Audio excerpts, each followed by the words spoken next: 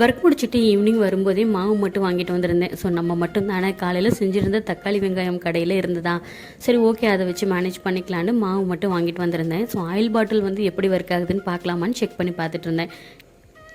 So இதில் என்ன ஒரு சின்ன மிஸ்டேக் அப்படின்னா, நம்ம ஒரு இடத்துல ஸ்ப்ரே பண்ணோன்னா அது ஒரு இஷ்டத்துக்கு போய் ஸ்ப்ரே ஆகுது. அது மட்டும்தான் இதில் மைனஸ்.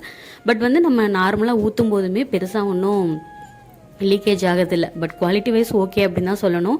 பட் நிறைய பேர் ரிவ்யூ வந்து சொல்லியிருந்தாங்க, ஸோ அடிக்கும்போது வேறு மாதிரி டிஃப்ரெண்ட்டாக இருக்குது, லீக் ஆகுது அப்படின்னு சொல்லிட்டு. பட் எனக்கு ரிசீவ் ஆனதுலேருந்து சரி, என்னோடய ஃப்ரெண்டுக்கு வந்ததுலேயுமே சரி, 2 பேருக்குமே வந்து பெருசாக ஒன்றும் மைனஸ் இல்லை. நம்ம ஒரு பக்கம் அடித்தோன்னா அது ஒரு பக்கம் போகுது, அது மட்டும்தான். பட் ஊற்றும் போதுமே நல்லாயிருக்கு. ஸோ நைட்டு டின்னருக்கு தோசையும் தக்காளி கடையிலும் தான் வந்து சாப்பிட்டோம். மறுநாள் காலையில் நான் மட்டும்தான். ஸோ அதனால் ஒன்றும் பெருசாக ஒன்றும் செய்யலை, மேகி மட்டும் செஞ்சுக்கலான்னு சொல்லிட்டு காலையில் பிரேக்ஃபாஸ்ட்டுக்குமே மேகி தான் செஞ்சுருந்தேன். மதியம் லஞ்சு வந்து ஃப்ரெண்டு வந்து தக்காளி சாதம் வாங்கிட்டு வந்து கொடுத்துருந்தாங்க. அதனால் அதுவே ஓகே அப்படிங்கிற மாதிரி இருந்தது. அப்படியே ரிலாக்ஸ்டாக உட்காந்து சாப்பிட்டுட்டு ஒர்க்கு கிளம்பியாச்சு.